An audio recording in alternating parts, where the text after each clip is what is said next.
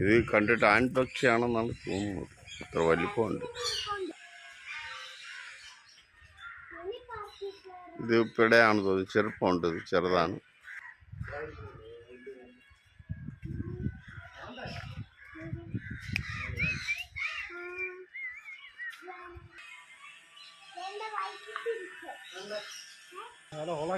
കാവേരിയാണ്. കാവേരി പാരിപ്പള്ളിയിലുള്ള പാർക്കിൽ കുട്ടികൾക്കുള്ള പാർക്ക്. കുട്ടികൾക്കും വലിയവർക്കും എല്ലാം വന്ന് കാണാം.